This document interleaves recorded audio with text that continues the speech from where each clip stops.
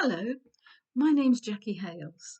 Together with my sister, Bonnie Meekums, I've written a memoir about our 1950s childhood. We've called it Remnants of War because we became aware that all around us there were the influences of wartime and the scars on the landscape, even if we had missed it all. I'm going to read you today an extract from a chapter called The Woods. I hope you enjoy it.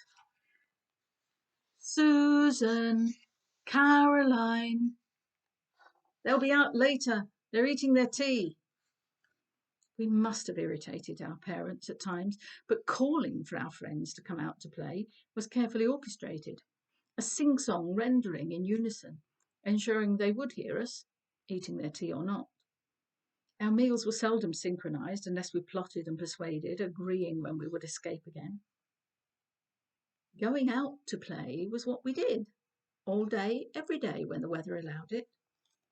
We made a foursome, Susan, Caroline, and we two, but we sometimes allowed others to join in our games. They were not, of course, allowed starring roles in our action, because they were not permanent cast and they were the youngest ones. But there were times when we were able to be our very own version of the famous Five or the Secret Seven, fed as our imaginations were by the books we knew so well. Our playing out was not limited to our back garden, because behind it lay a stretch of woodland. It seemed to belong to everyone and no one. Our love of open spaces and being out in the air were born there, and it sustained us all our adult lives. It never occurred to us that being in the woods was trespassing. How could it be when most of us had homemade back gates that opened onto it? There lay the most delightful playground for a girl, especially a tomboy. There were bomb craters and fallen down trees and little hawthorn trees that even the sissies could climb, and majestic old oak trees that offered endless challenge. While Caroline and Jackie were making mud pies or grass vegetables, Sue and Bonnie were more likely to be climbing a tree. Often Bonnie would be climbing far too high for Jackie's comfort. As her red shorts disappeared ever further into the branches, Jackie would be anxiously waiting at the bottom of the trunk for her to fall. And more than once she nearly did. She remembers one day when she was climbing a tree in her new blue jeans and she slipped and fell. The turn-ups probably saved her from a nasty head injury. She hung from a sturdy oak branch upside down until her usually frightened sister climbed up to rescue her. It would never have occurred to any of us to get an adult. This was our territory. They never came into it. Big sister had to come to retrieve the situation more than once.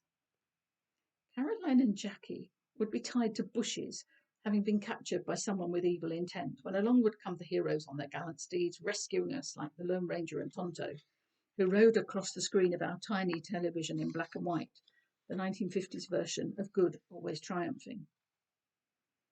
Our play usually took the form of a kind of soap opera. When we met in the woods, we would take up the story wherever we'd left it off when we'd had to go into our homes on the previous evening. We had an endless supply of set and props. One fallen tree was, depending on the game, either a crocodile or a dentist chair. Jackie would sometimes curl up in her brown coat, with the velvet-edged hood up, listening to the sound of the wind in the leaves, swishing like the sea creeping up a pebbled beach. Odd, on reflection, but nobody seemed to notice, and we were left to our own devices. We learnt to listen to the birds, and Jackie still knows when they're heralding rain. The washing rarely gets wet. We somehow learnt a lot about what was safe and what was not, without ever remembering being taught. We grew up assuming that everyone knew you needed a dock leaf if you'd been stung, and they grew side by side, and you did not go near deadly nightshade. We knew what it looked like. We loved making daisy chains and gathering the blooms of the bindweed, threading one stem through another to decorate our outdoor rooms, or make crinolines. Susan and Caroline borrowed their parents' old wind-up gramophone so that we could play scratchy 78s like the laughing policeman to our heart's content. The scars of war were all around us, but beyond our consciousness.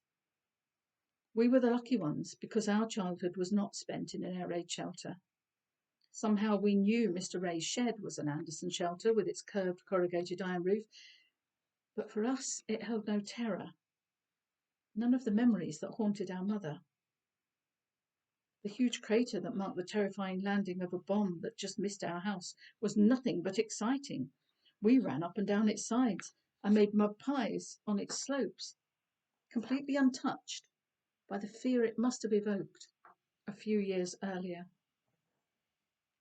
While we all enjoyed the freedom of our surroundings, there were limits to how much the outside and the inside could overlap.